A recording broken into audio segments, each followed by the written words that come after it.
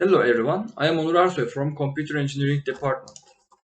This is the overview of my presentation. Today I will be talking about one of the pioneers of the technology industry. At the beginning of the 70s, he and his friends started to study on computers in a garage. It looks familiar, isn't it? Just like Google and Microsoft, Apple was found in a garage by Steve Jobs.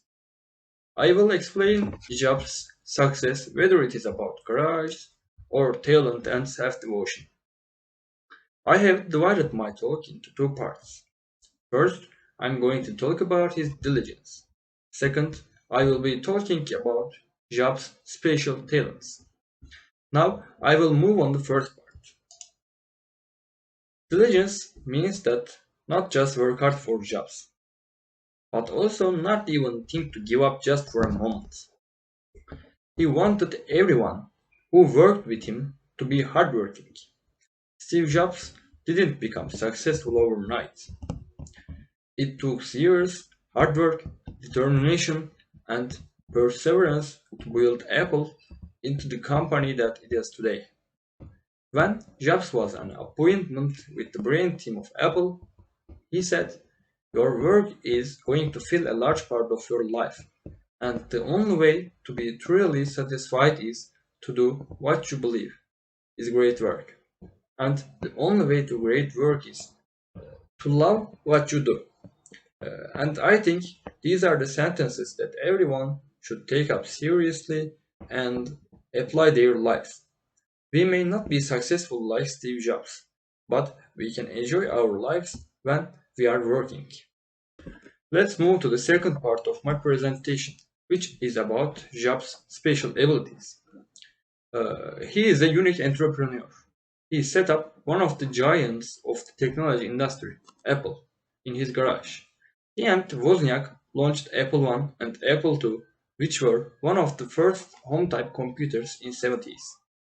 Apple were growing day by day, but it is not enough for Jobs because of his ambition.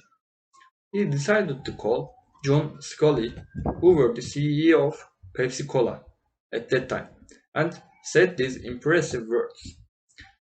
Do you want to spend the rest of your life selling sugared water, or do you want a chance to change the world?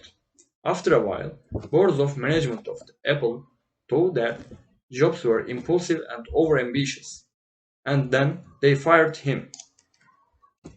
After, he set up another company named Next Computer and bought Pixar, which were also two very successful companies. And Jobs proved his unique and special abilities again. A few years later, Apple bought Next Computer to bring Jobs back to the head of Apple. Then company subsequently branched out, introducing and improving upon other digital appliances. We can examine this graph for finding that question's answer. Is there a real effect of Steve Jobs on Apple, or is it just an overgrow by chance? Of course, it's about Jobs. Apple were growing the year 1985, which is the year both Macintosh launched and Jobs fired. Macintosh was the last miracle till iMac, which is also a very good product even today, and they were both Jobs' inventions. 1996 was the year that Jobs came back. Until this year, we can see a minimal increase. After his coming, there is a slight decrease, but after his miracles, iPod and iPhone, there is a sudden jump, and Apple become one of the most valuable companies. Jobs also known that his consummate skill at persuasion and salesmanship. Before he presented the iPhone 4 in 2010, he put the iPhone in his pocket and then went to the stage. Then he took the iPhone from his pocket, and Jobs proved people that they can carry a touchscreen computer in their pocket. Now I'm moving to the conclusion part of my presentation. To summarize, I talked about very successful people, Steve Jobs, two parts, which include his diligence and his special abilities. I want to finish my presentation with Steve Jobs' sentences. Being the richest man in the cemetery doesn't matter to me. Going to bed at night, saying we have done something wonderful, that's what matters to me. Thank you for your attention. If you have questions, I'm happy to answer them. And uh, these are my references. Thank you.